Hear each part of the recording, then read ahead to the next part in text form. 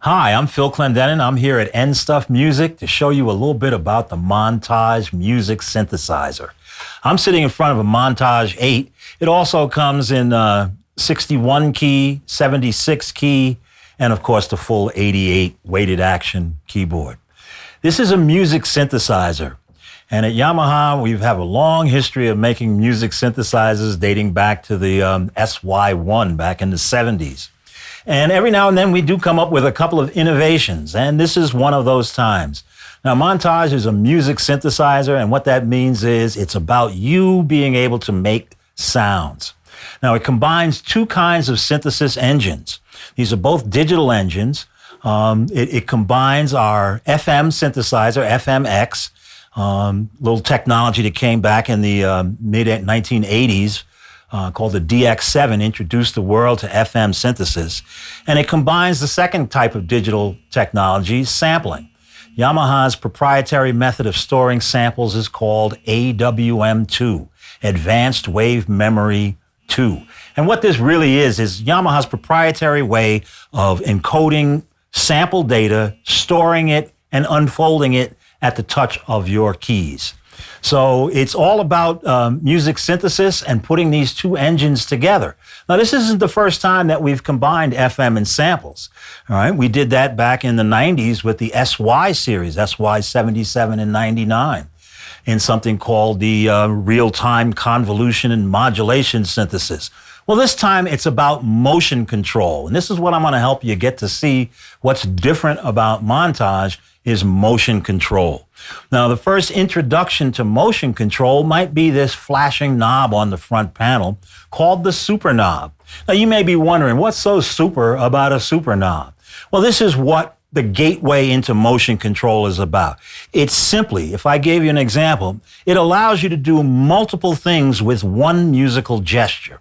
Now, typically on a synthesizer, you use controllers. You have your modulation wheel, your pitch bend wheel, your ribbons, you have knobs, you have pedals, you have sliders. These are controllers that help you manipulate the sound. So what the super knob does is combine these controllers so that you can do multiple things with one gesture. So in other words, a simple thing like turning a piano sound into an electric piano sound. All right. Now on the front panel, as I turn this knob, you can see that it's simply turning one thing down while it turns up another thing. Well, that's two things happening at once. Now, to get an idea of what motion control is and how deep the Montage goes, well, I have 8 rotary encoders on the front panel. And these 8 rotary encoders are linked to the super knob. So when I move the super knob, they can be doing different things to different components of the sound. Now, it would be great if it just stopped there. 8 assignable controllers, that's wonderful. But I can control up to 8 parts simultaneously. Now, each part is the equivalent of what a motif voice used to be. So I can control up to 8 motif voices at once, all right, what we now call a part. And each of those 8 parts has 8 knobs. Now, don't let this hurt your head now. But that means that this super knob can be changing up to 72 knobs at one time. 72 parameters can be moving all over the place. You can have things panning left and right as much as your brain can handle. It's really about putting together sound and putting it in motion the way that you conceive it to be. Now, of course, 72 things happening at once may not be that musical. So what you have to do here is think, what do I want to accomplish? I have 8 assignable knobs for each sound that I play. I can play 8 sounds at once, and I can control all of them with 8 assignable knobs. This is what motion control is all about. So the super knob is the first thing. It's your gateway into motion control. So in performing, you're playing the piano. And you can morph from one sound to the other.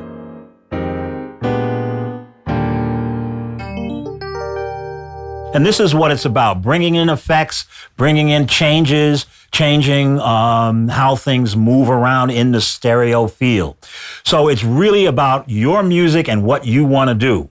Now, one of the nice things when you get to the Montage, you have in front of you, what I'm looking at now is 16 sounds in front of me, 16 what we call performances. And I can get at these very quickly by either touching the screen or touching this row of 16 buttons right here. So if I wanted to move to the Rhodes Gallery, for example, I can either touch there or I can touch it in the screen. And this gives me, in this particular one, 5 different instances of the classic Fender Rhodes.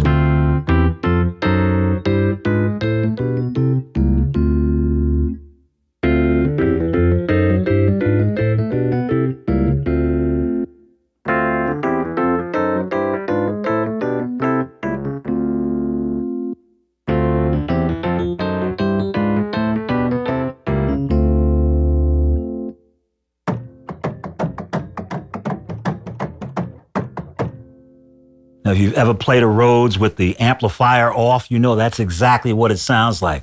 So one of these 5 parts, when I take a look at the home screen, what the scene buttons, these blue buttons in front of me, allow me to do is you can see that in the screen it animates. I'm muting certain parts and bringing in other parts. All right. And one of the nice things when you get in front, you come on down to the store here and you want to try out the Montage. If you don't know what to play on a sound, you can always lean on the Audition button. Now, just to give you an idea of what happens when you hit the Audition button, what it allows you to do is hear what the programmer had in mind for this particular sound. So, for example, this happens to be a history of the Rhodes piano. It starts out with the felt hammer Rhodes way back like in the early 70s, and then it moves to like 1973 when you had more neoprene rubber hammers, which changed the tonality. And then later in 75, they improved the amplifier. In 78, they actually improved everything, the amplifier, the action, everything. So you can actually go through the history of the Rhodes. And I'm going to give you an idea of what the Audition button is about. You'll see these blue lights change, and that's changing the sounds as I was doing, and you'll see mutes come on and off in the screen.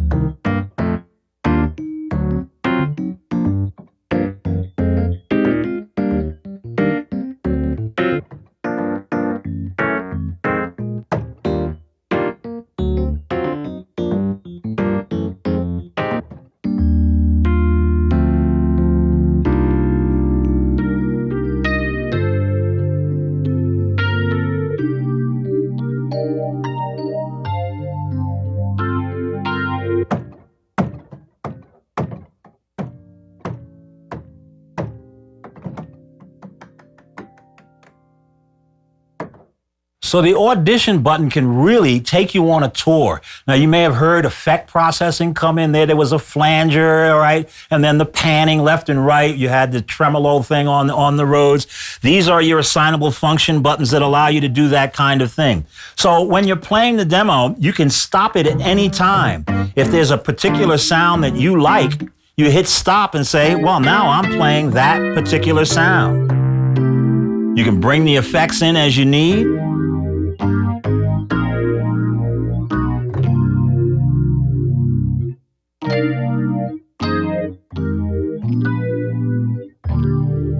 Now, scenes are very important. They come from our digital mixers. Inside the Montage, you have a Yamaha full-fledged digital mixer on board. This is the first keyboard that we have that has 32 bus outputs. Now, what that means is when you connect this to your computer, it becomes a very powerful music production system.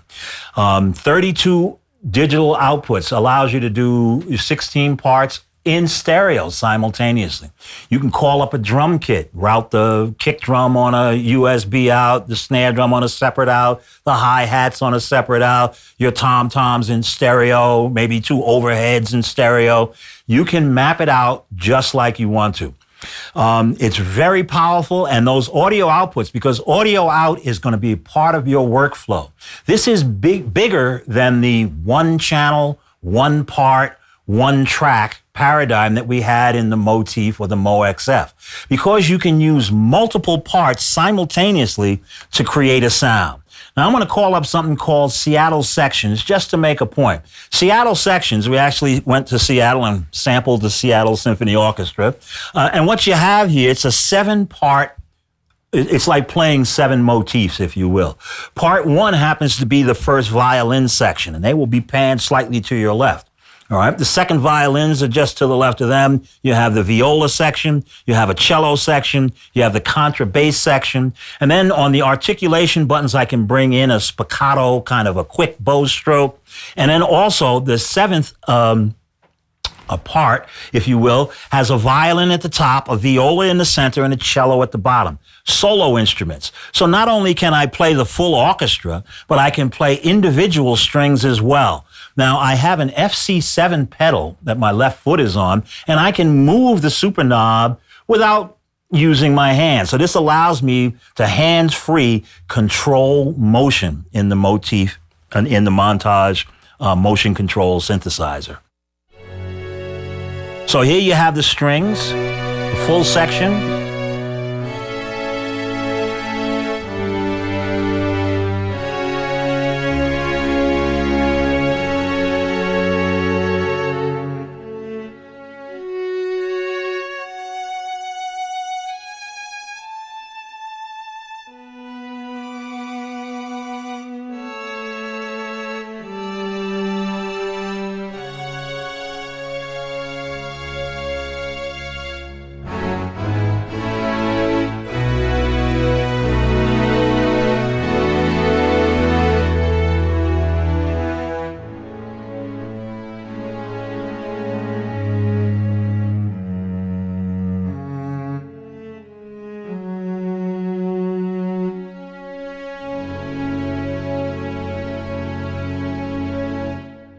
So you can see how smoothly you can move between a large section and a very small section. Now, I didn't even invoke the spiccato strings.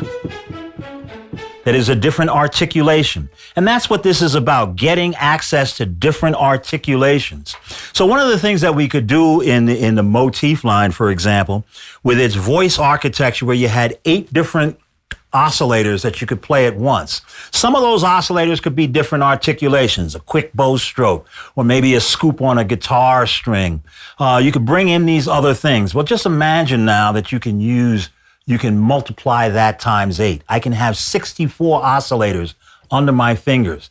Why do I need a super knob? Because changing 64 oscillators at one time is quite a task. And one of the things that you can do when programming this is that each one can move its own separate distance. I can be opening the filter on one while closing the filter on another. So if you've been used to using like control change message 74 to open and close the filter, this goes beyond that. The super knob sends a message, a parameter change message to the engine that allows you to open the filter on one, close the filter on another, open the filter wide on one, open the filter just a little on another. You can do all kinds of pan certain things. You map out. Each part has 16 control set destinations that you can have for the parameters. So it's quite the unit. So there's all kinds of things, and I'm going to give you another example here. I'm going to go into the user area, and I'm going to call up, let me see, an orchestral brass swell.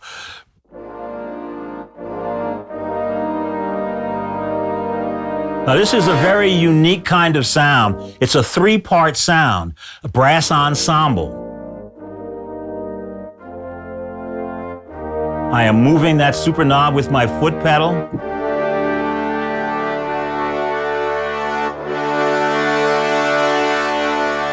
You can see how I can change the timbre of the sound just by playing. Now, typically we would do this with velocity, and you're stuck with either a big, broad sample like that,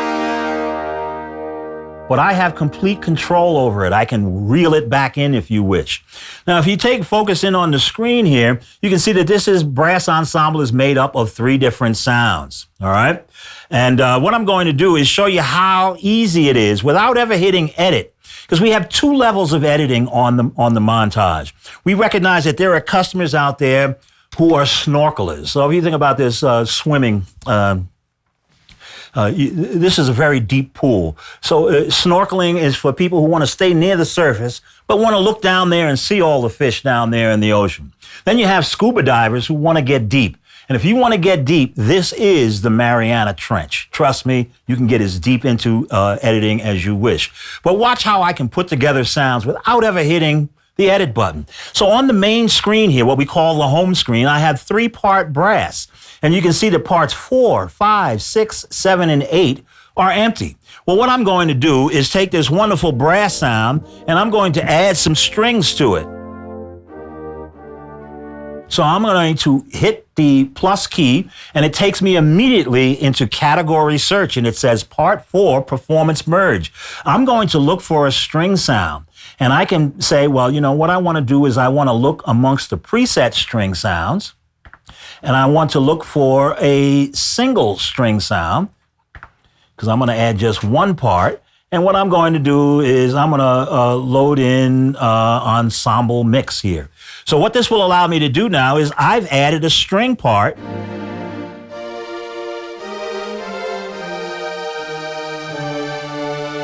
And of course on the pedal I've got that big brass thing going on.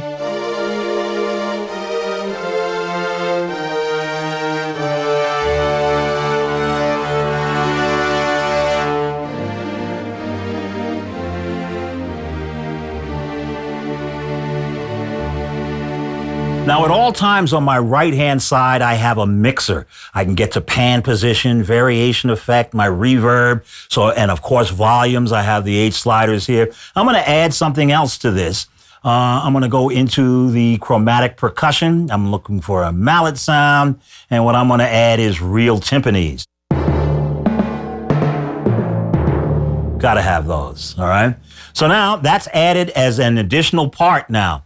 Now watch what I can do. I can take the timpanis. I don't want to have timpanis all the way across the keyboard. So right here, I can limit the high note of that. You notice I touched where it says G8. And now I'm going to touch the keyboard and I say, I don't want the timpanis any higher than this note right here. So here's what I've got. All right, I can turn that keyboard off now. So anytime I hit below this, I get my timpanis.